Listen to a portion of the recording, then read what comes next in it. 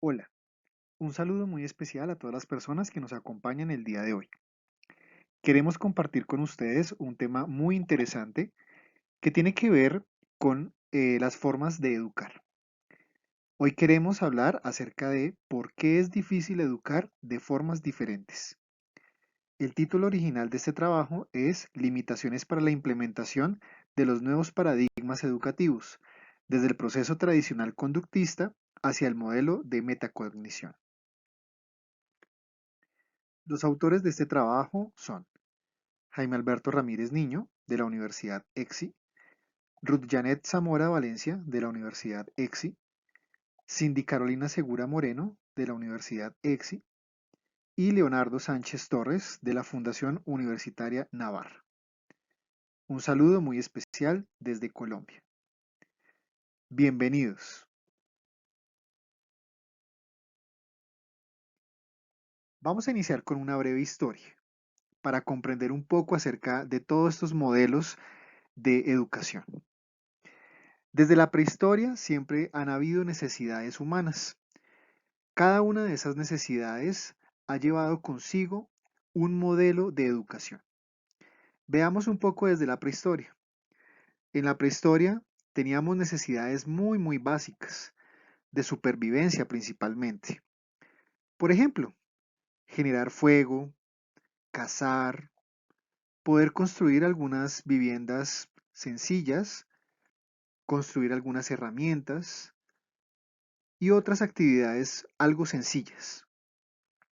Esto implicaba que estos conocimientos que debíamos desarrollar para poder sobrevivir, teníamos que transmitirlos de una generación a otra. Aquellos niños en la prehistoria recibían esos conocimientos de sus padres, de sus madres, de sus abuelos, y poco a poco iban consolidando unos conocimientos que les permitirían sobrevivir a futuro. A medida que el tiempo iba pasando, nuestra sociedad también iba evolucionando. Esto iba haciendo que nuestras necesidades también cambiaran. En la Edad Media, esas necesidades fueron siendo más complejas.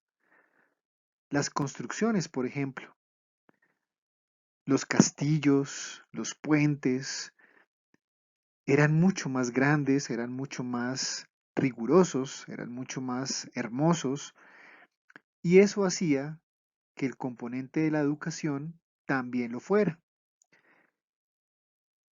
En la imagen se puede ver cómo aquellas aulas o aquellos espacios en donde se educaban esas personas en la Edad Media eran también un poco más complejos, eran un poco más organizados. Esto era precisamente por aquellas necesidades. Desafortunadamente aquí las guerras también fueron un componente que marcaron la historia. Y eso también hizo que la educación de pronto también tuviera un poco de enfoque hacia esa parte.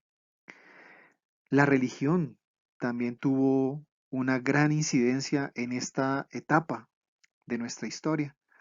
Muchas religiones, no solamente el cristianismo, sino el judaísmo, el hinduismo, muchas otras religiones también tuvieron mucha incidencia en el componente educativo en la Edad Media.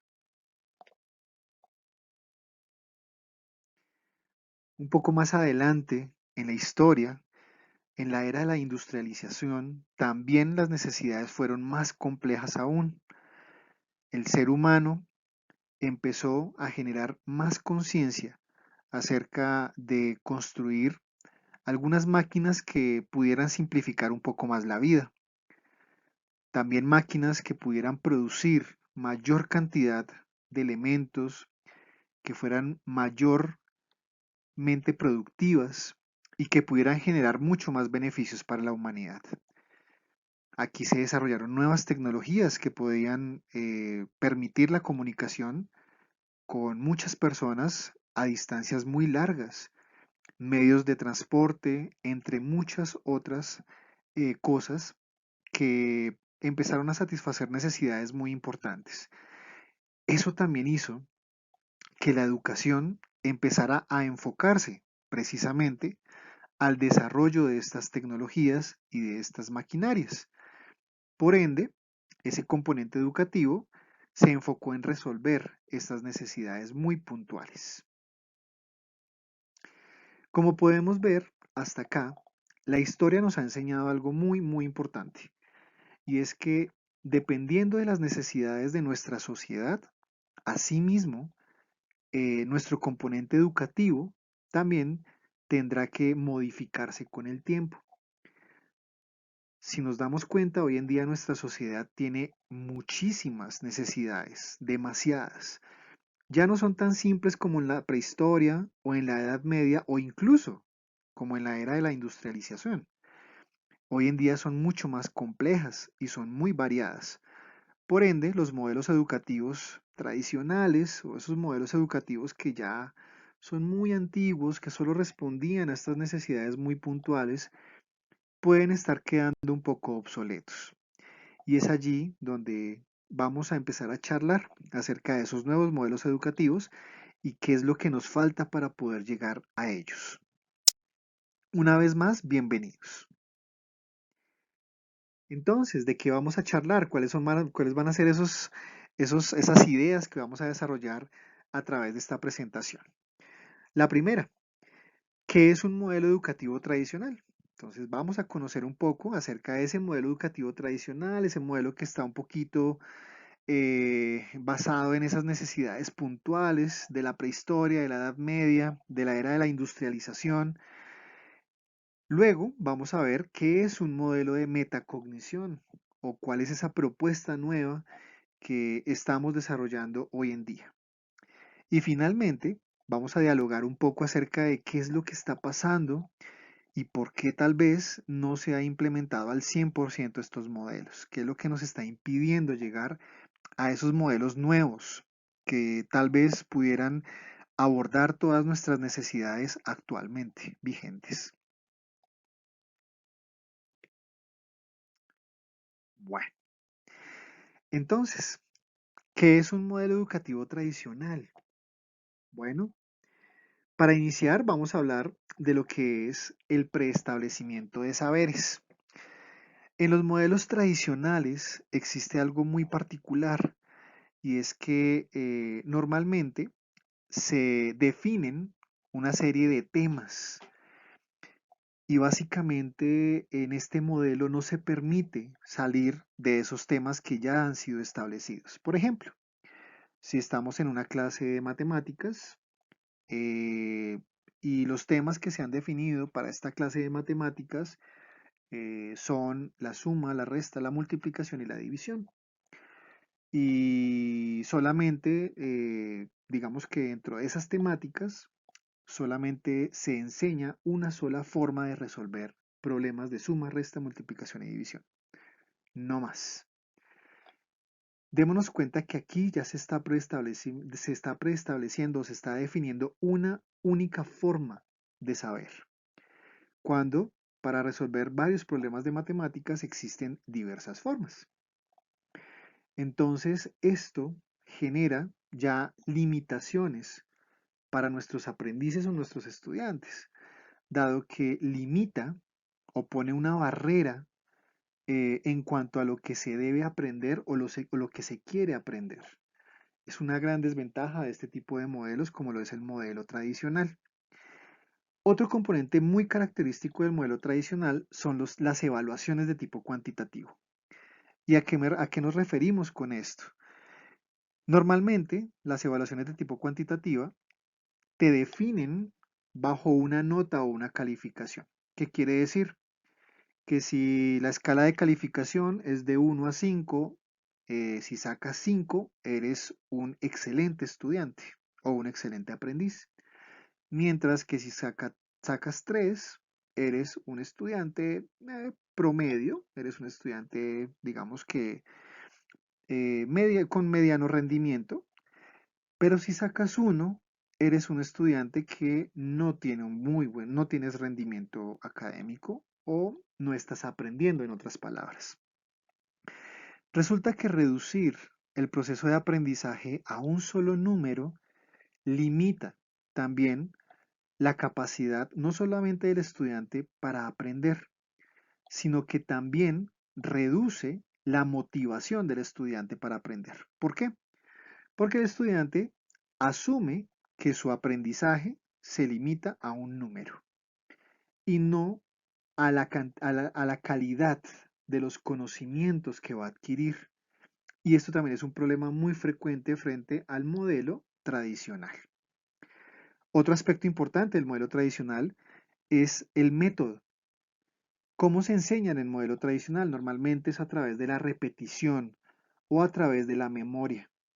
Entonces, muchas veces prácticamente se obliga al estudiante a repetir, a memorizar, y básicamente pues eso es lo que finalmente hace el estudiante o el aprendiz.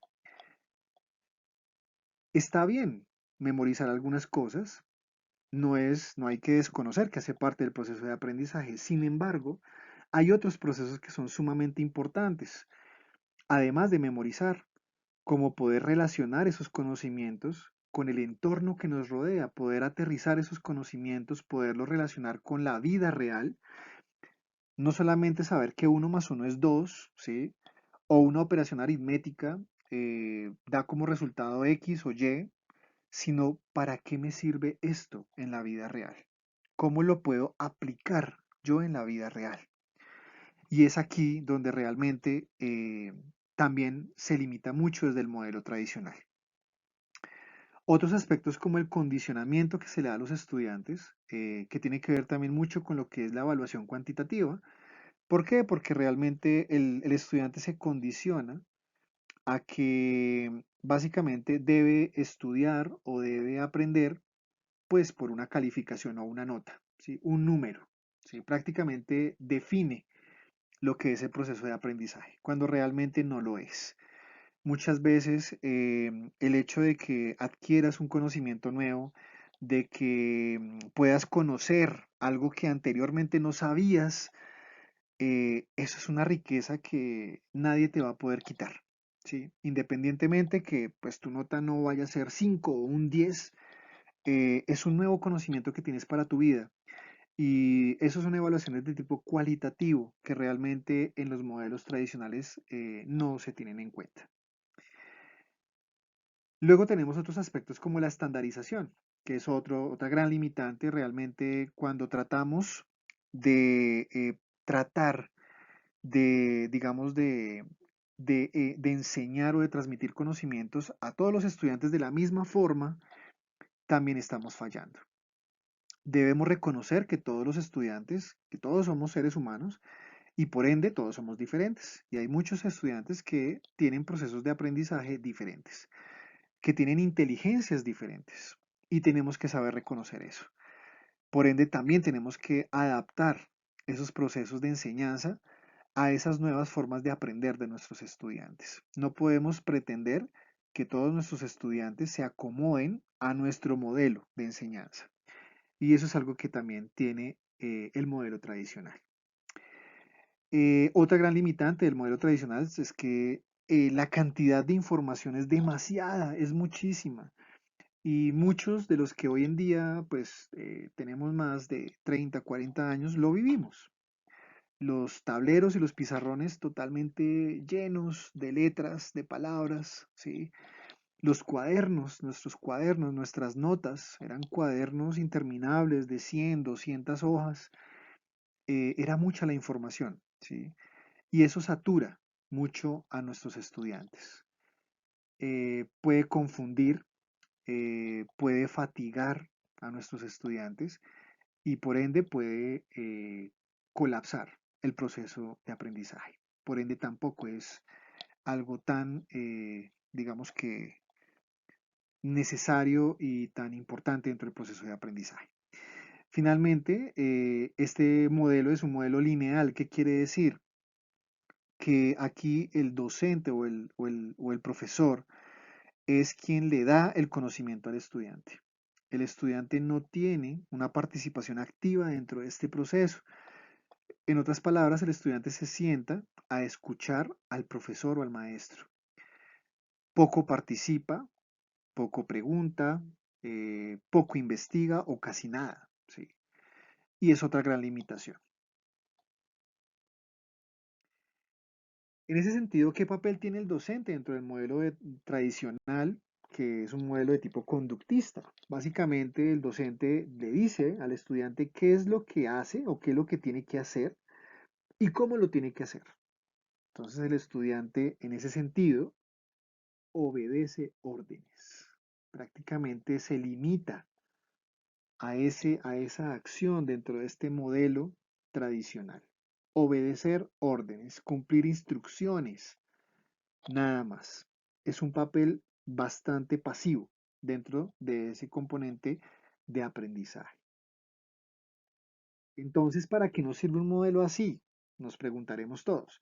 Pues básicamente nos sirve para suprimir conductas que, entre comillas, no son deseadas dentro de una sociedad.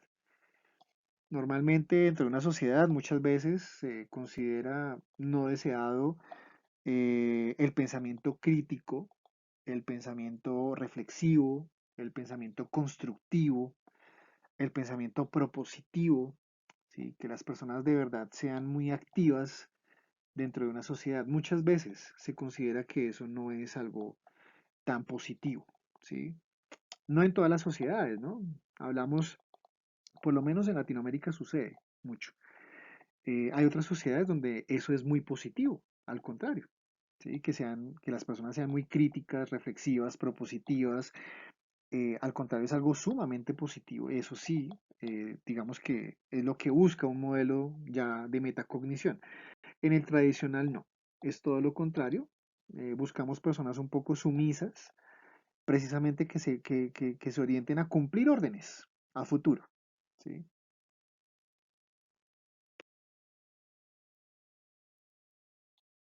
Bueno, ya habiendo conocido un poquito de cómo más o menos se configura un modelo tradicional, ahora nos vamos un poquito hacia el modelo educativo de metacognición. Entonces, ahora sí, ¿qué es eso? ¿Qué es eso? ¿Hacia dónde va ese modelo como tan interesante?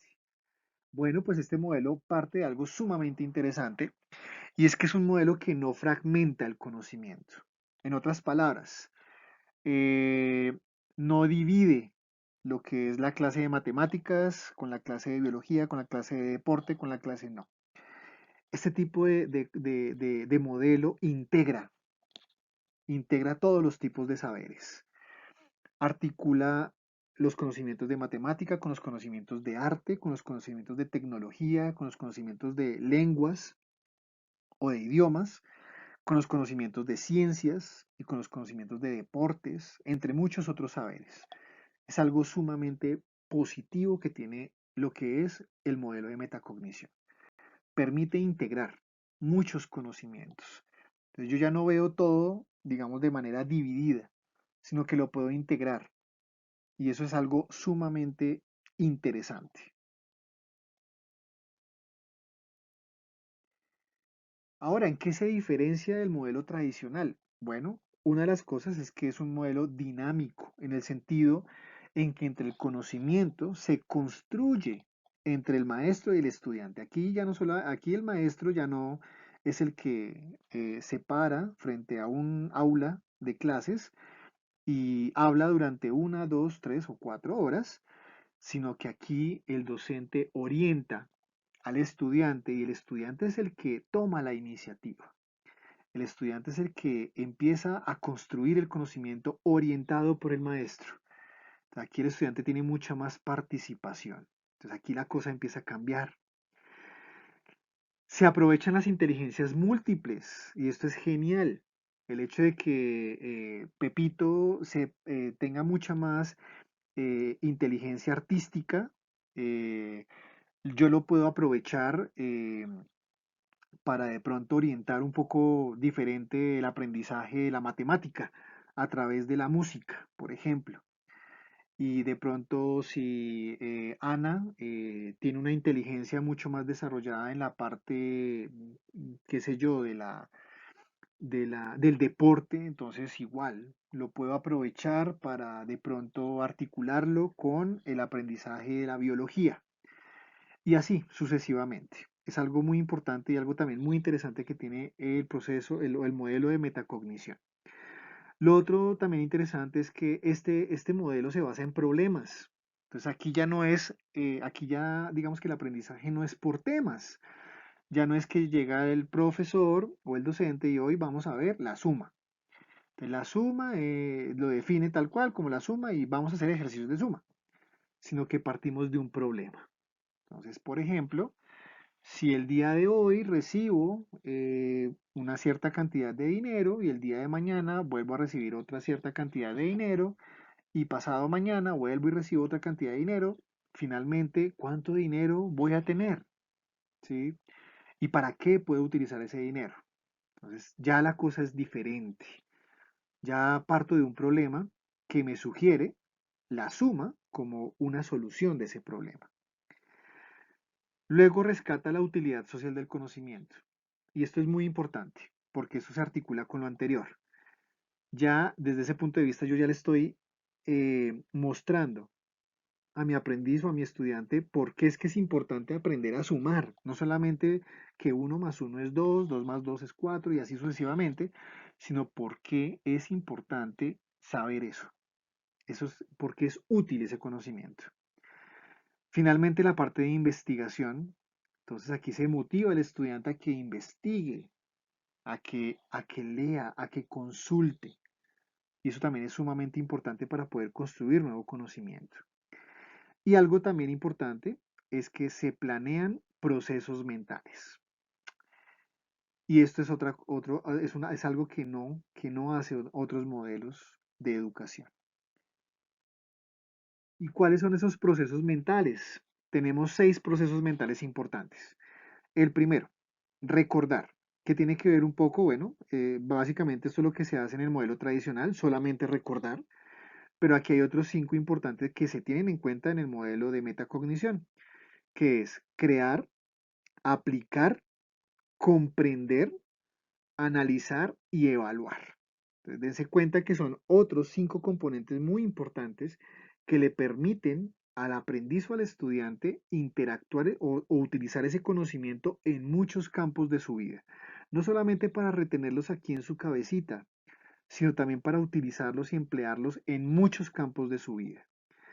Esto a través también de mucha reflexividad y también de mucha crítica, de poder ser capaces de evaluar si ese conocimiento realmente es útil o no y también estar reflexionando acerca de hasta qué punto lo puedo llegar a utilizar. ¿Qué podemos esperar de la metacognición? Pues básicamente descubrir nuevo conocimiento, actualizar con el conocimiento que existe, relacionar ese conocimiento con la realidad que nos rodea y poder crear e innovar, ¿sí? Con ese conocimiento que hemos adquirido y que hemos podido construir. Eso es lo que esperamos de la metacognición. Démonos cuenta que el alcance que tiene la metacognición es muchísimo, muchísimo más grande que lo que es el modelo tradicional. ¿Cuál es el rol del docente y el estudiante entonces dentro de este modelo? Bueno, pues el docente básicamente orienta y guía el proceso del estudiante.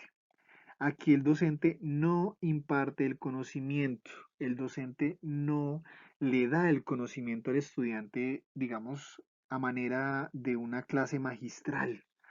No se para frente a un tablero a escribir todo un párrafo digamos, de cantidad de letras, palabras, sino que propone problemas, propone actividades de investigación y orienta al estudiante. ¿El estudiante qué hace? El estudiante aprende a descubrir el conocimiento, que es muy diferente. Aprende a articularlo con otros tipos de conocimiento y lo aplica a la vida real. Y esto es lo más importante de lo que es el modelo de metacognición. Esta frase es muy importante y los invito a reflexionar un poco con ella y es aprender no es memorizar información. ¿Por qué? Porque eso lo hace una computadora, ¿sí? Y nosotros somos muchísimo más que una computadora. Entonces, hasta ahí esto nos lleva a reflexionar un poco de por qué es que tenemos que cambiar esos modelos tradicionales, porque realmente nosotros no estamos diseñados solamente para memorizar información, estamos hechos para muchas cosas más.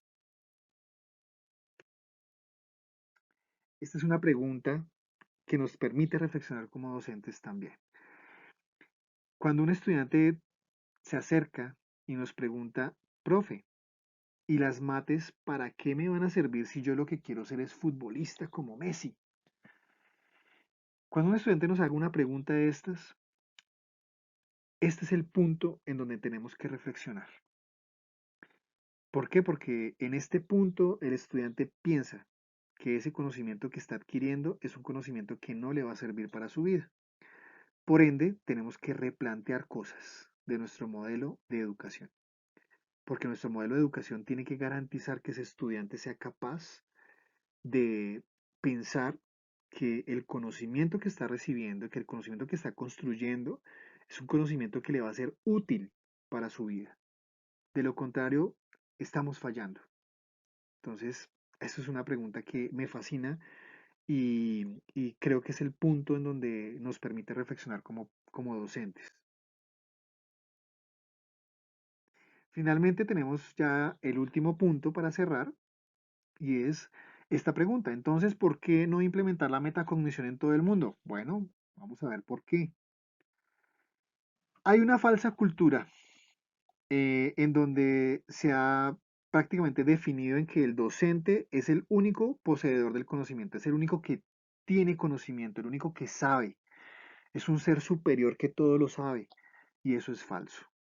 ¿Listo? Esto es una limitante que no ha permitido trascender de esos modelos tradicionales. Lo segundo, que el docente es quien es el único quien debe brindar el conocimiento. Y esto también es falso, ¿sí?